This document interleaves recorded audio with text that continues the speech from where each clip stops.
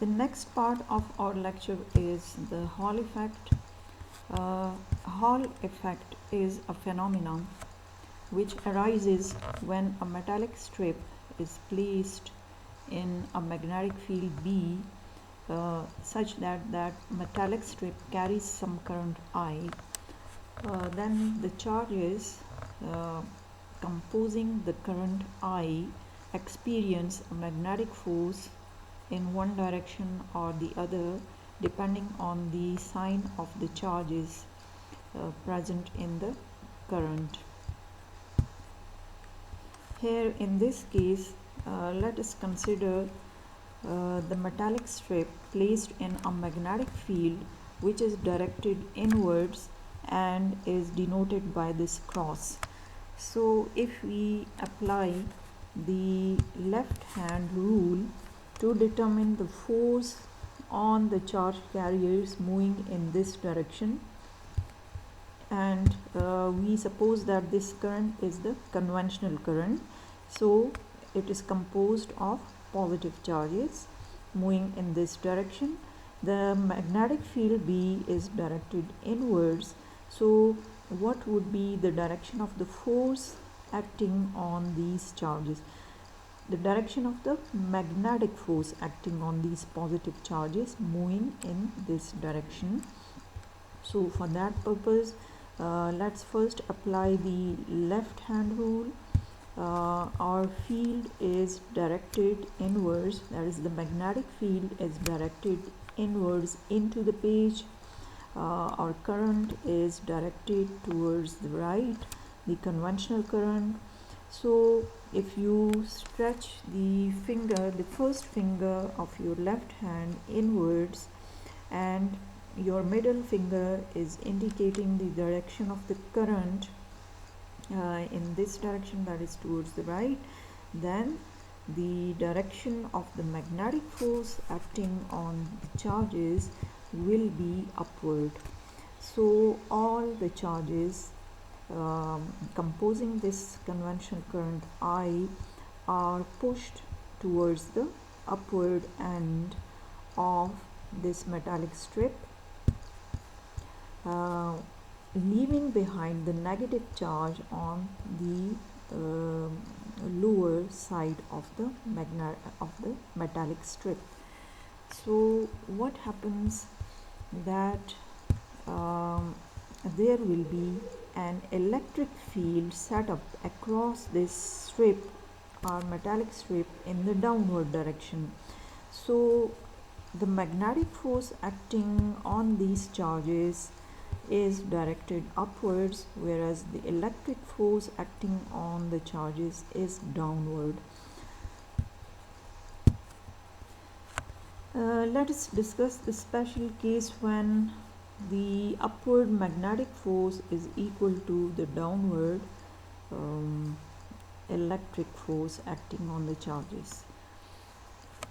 Why the force on these positive charges is downward? Because the upper plate is positive, the lower plate is negative, so any positive charge will be pushed in this direction or vertically downward direction, and the magnetic force which you determine by applying the left hand rule is directed upward.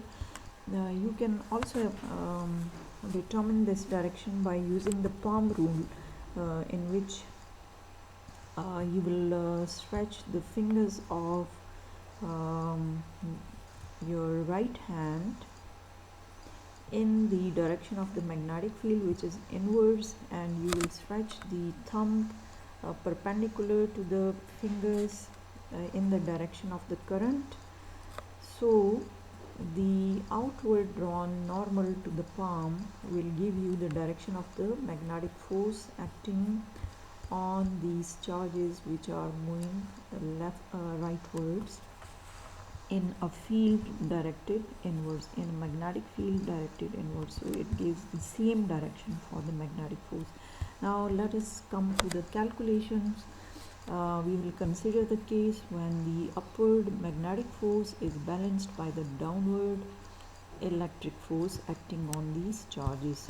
So for that purpose, let us write the equation. The upward magnetic force let me first write it as the magnetic force equals the electric force. And remember that this magnetic force is directed upwards. It is directed upwards, and this one is directed downwards.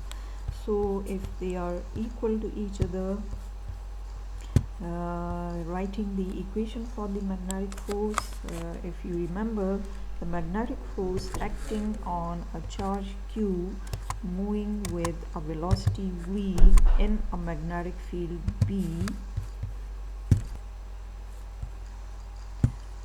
this equals the electric force which is directed downwards, and that electric force is the product of the charge Q into the electric field E. So if we proceed further, we will cancel out these like terms which are Q's on both sides.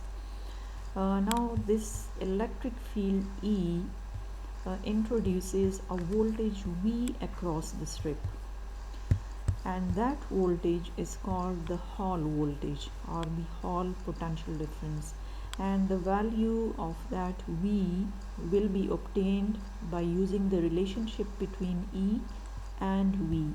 And if you remember the equation of the potential gradient, according to that equation, E was equal to the voltage V divided by D, where D here is the separation between the two ends, or in other words, it is the width of this metallic strip. So the potential difference which arises due to this electric field across the strip is V, and the separation between the two ends having the potential difference V between them is D. So if we replace this E by V or D, then this equation can be written as VB. We can write this equation as, here we have V times B. Remember, this V is the velocity. This small v is the velocity of the charge carriers composing the current, whereas this V is the potential difference developed across the ends of this metallic strip. So substituting over there, we get this equation. Here we have V times B, that is the velocity of the charges times the strength of the magnetic field, equals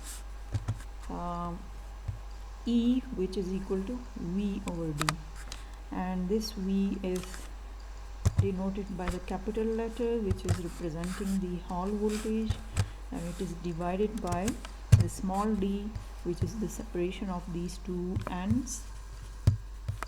It is the separation of these two ends indicated by the small d. So what would be the value of the Hall voltage? Again, we will write this equation as the capital V equals the small v, that is the velocity of the charges, multiplied by B, which is the strength of the magnetic field, multiplied by small d, which is the width of this strip. So this is the Hall voltage which appears across the metallic strip placed in a magnetic field B, in which the velocity of the charges is V, or it is carrying a current I, conventional current I in this direction, in which the charges are having some velocity V, and the width